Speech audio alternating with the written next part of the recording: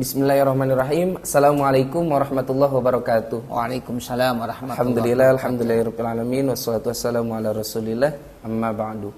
Alhamdulillah, pada kesempatan hari ini, tepatnya hari Jumat, kita kedatangan guru yang luar biasa, subhanallah, akan menyampaikan beberapa poin yang akan disampaikan. Itu adalah poin-poin untuk muhasabah juga buat diri kita. Selamat datang di Omer Hasy'ari, podcast Masjid Raya Kiai Hasyim Asy'ari.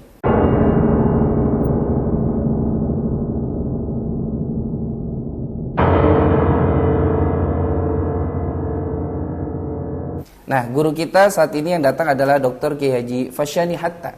Beliau juga seorang pengampu pesantren atas nama At-Thahiri Al-Muflihun. Ya, Anyer, Banten, daerah Cinangka. Jadi teman-teman nanti kalau ada di pemirsa yang punya anak pengen mondok pun bisa nanti kunjungi di sana, di daerah kurang lebih Anyer, Banten, daerah Cinangka. Namanya pondok pesantren At-Thahiri Al-Muflihun. Nah, Kiai, tadi kita sedikit mendengarkan khutbah antum. Itu orang yang bangkrut itu seperti apa? Baik. Orang yang bangkrut ya itu memang dibagi menjadi dua. Ya, ada bangkrut fid dunya, ada bangkrut fil akhirah. Gitu. Yang tadi saya sampaikan, kita kalau bisa ya dua-duanya jangan. Ya, bangkrut di dunia jangan, bangkrut di akhirat apalagi. Betul. Ya. Kalau bangkrut di dunia itu kan kaitannya ya dengan harta benda. Betul. Nah, seperti itu. Dan itu pun kita nggak enak. Tapi bangkrut di dunia masih banyak yang bantu. Ya, kebetulan kita bangkrut di dunia punya saudara bantu kita. Iya, betul. Nah, kita pilot di dunia, kebetulan punya teman-teman, mungkin teman-teman yang menunjang kita, yang membantu kita, insya Allah bisa bangkit kembali. Amin. Tapi yang kita khawatirkan itu bangkrut di akhirat. Yang kata Nabi, atadruna manil muklis, dalam salah satu hadis dari Imam Bukhari begitu.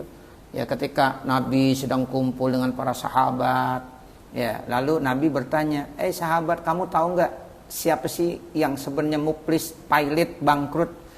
Sahabat dalam pemikirannya tetap dunia. Ya, kata para sahabat, orang yang bangkrut itu la dirhama wala mata'ah, orang yang kagak punya duit, orang yang kagak punya harta benda. Nah, begitu. Jadi kaitannya masih duniawi. Materi. Lalu Nabi bilang, bukan itu yang saya maksud. Tapi orang yang bangkrut di akhirat itu ketika mereka datang menghadap Allah Subhanahu wa taala nanti di hari kiamat, bisolatin, dibawa amal salat, wa bisyamin, dibawa amal puasa, wa bizakatin, dibawa amal zakat dan amal-amal kebaikan lainnya. Tapi ada tapinya nih, kata Nabi.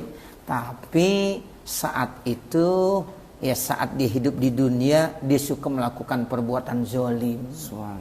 Ya, dia suka menganiaya. Ya, kadang-kadang dia mencela orang lain, dia menggunjing orang lain, dia mencaci maki orang lain, atau dia mengambil harta orang lain, dia merampas milik orang lain yang bukan miliknya, atau dia berbisnis dengan cara-cara yang curang sehingga merugikan rakyat, merugikan orang lain. Nah, itu yang kata Nabi, nanti orang-orang yang dizolimi itu akan menuntut ya kepada orang tersebut. Ya, semestinya orang ini udah masuk surga mestinya. Karena puasanya, sholatnya, zakatnya udah sempurna. Ya, tapi orang-orang dizolimi protes sama Allah, ya Allah, ya orang ini berbuat zalim sama saya dulu disakiti, saya pernah dicela, dicaci maki. Ya, ada yang bilang saya pernah diambil harta saya. Ya, dan lain sebagainya. Berarti menuntut itu atau protes nggak cuma di dunia doang ya keadaannya. Nanti begitu. Di akhirat juga ada ya. Di akhirat juga begitu. Nah, sementara Allah itu kan kamul hakimin. Ya, alaihissallahu bi ahkamil hakimin. Kan jawabannya bala. Iya. Wa ana ala zalika minasyahidin. Jadi Allah itu ya benar-benar nanti bijaksana, adil, sehingga ya Allah tidak akan merugikan kepada hamba-hambanya. Sehingga hablum minallah itu diurus dengan Allah, hablum minan nas diurus dengan manusia. Ya, sehingga kalau seandainya ada orang yang pernah dicurangi, dizolimi, maka harus diselesaikan sebelum dia masuk ke dalam sorga, itu harus diselesaikan dulu. Nah, seperti itu. Kurang lebih itu teman-teman ya, 2 poin penting yang perlu kita ingat-ingat ya. Jangan hanya sebatas kita memikirkan kehidupan kita di dunia maupun juga nanti apalagi di akhirat, tapi juga hubungan kita khususnya terhadap manusia itu nggak bisa kelar dengan mudah itu.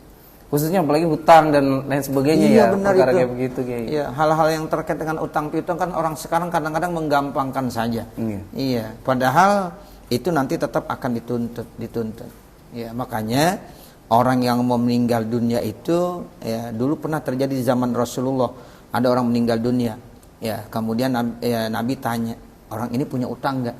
Ya, lalu kata Sayyidina Ali dan sahabat-sahabat yang punya ya Rasulullah, belum dibayar, belum. Kata Rasul, kalau begitu saya kagak mau nyolatin. Tuh, kalau orang Betawi bilang begitu, kalau begitu gua kagak sholatin. Ya. Begitu. Lalu sahabat Ali nunjuk tangan, ya Rasulullah, saya yang tanggung utangnya. Ya. Lalu kata Rasulullah, kalau begitu saya nyolatin. Nah, jadi terkait dengan utang piutang ini pun hal yang sangat penting, harus benar-benar perhatiin. Nah, seperti itu. Jadi Nabi nggak mau nyolatin jenazah yang punya utang.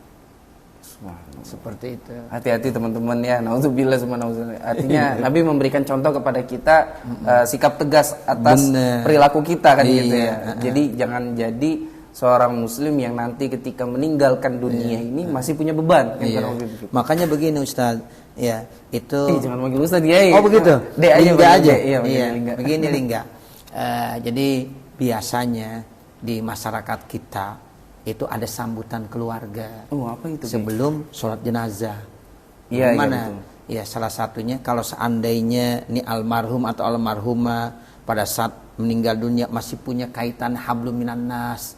Ya, yang terkait utang piutang, pinjam meminjam, janji yang belum terpenuhi dan lain sebagainya.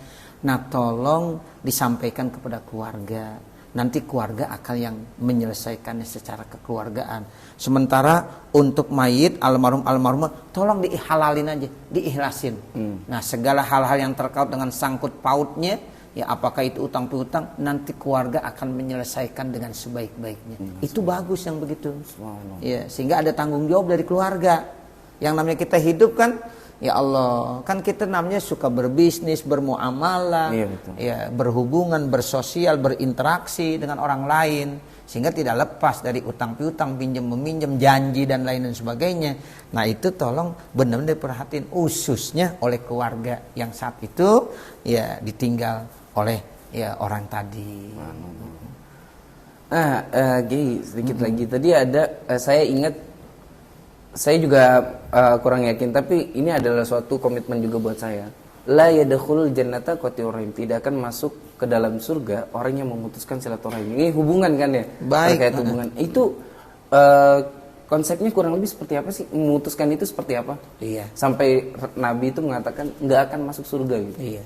Jadi memang begini, ya yang namanya ya silaturahim sama qati'atur rahim itu adalah 2 hal yang penting Nabi sampaikan. Ya, jadi amal yang terbaik adalah silaturahim, nyambung tali persaudaraan. Apalagi ini bulan Syawal. Iya, apalagi bulan Syawal. Ya, jangan sampai qati'atur rahim kita memutuskan tali persaudaraan. Ya, tadi antum bilang terkait dengan bulan Syawal. Jadi memang ada dalam hadis Nabi, man shoma ramadhana imanan wahtisaban kharaja min dzunubihi kayauma waladatu ummuh. Siapa-siapa yang melaksanakan ibadah puasa Ramadan semata-mata iman dan mengharap ridha Allah, maka jaminannya dosanya diampuni sama Allah.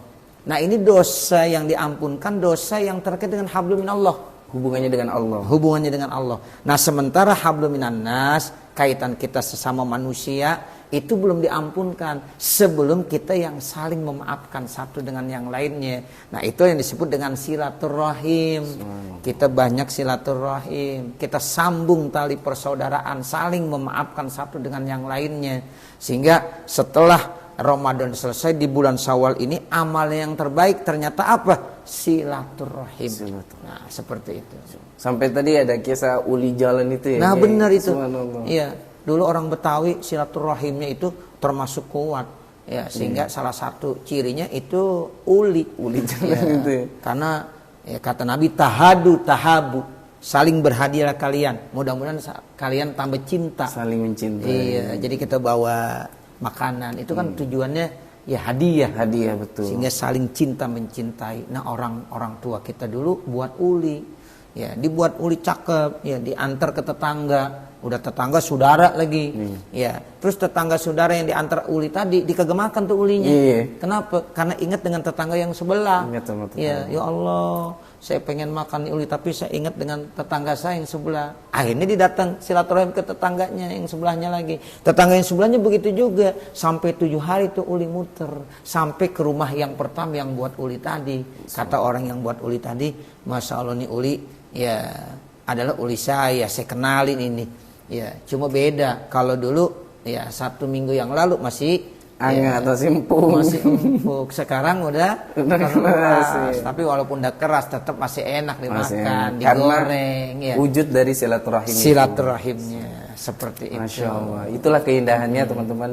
Ada pesan nggak sebelum kita tutup di bulan Syawal ini? Nah, di bulan Syawal ini yang perlu ya kita ingat-ingat terkait dengan pesan Nabi. Yang pertama kata Nabi, wa'fu man zolamaka.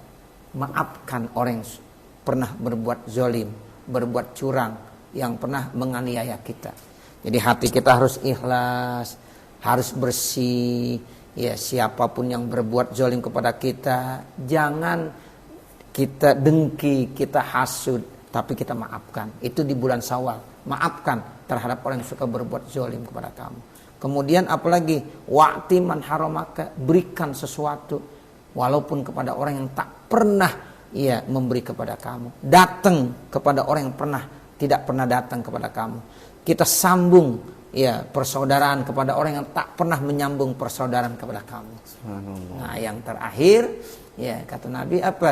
Ya, kita dianjurkan untuk saling kasih menyayangi di antara yang lainnya. Wujudnya sangat luar biasa, toleransi dan lain sebagainya Nabi wujudkan kepada kita sebagai umat beragama. Kurang lebih itu teman-teman poin-poinnya di Jumat kali ini yang berkah. Kita muhasabah diri agar bisa menjadi yang lebih baik.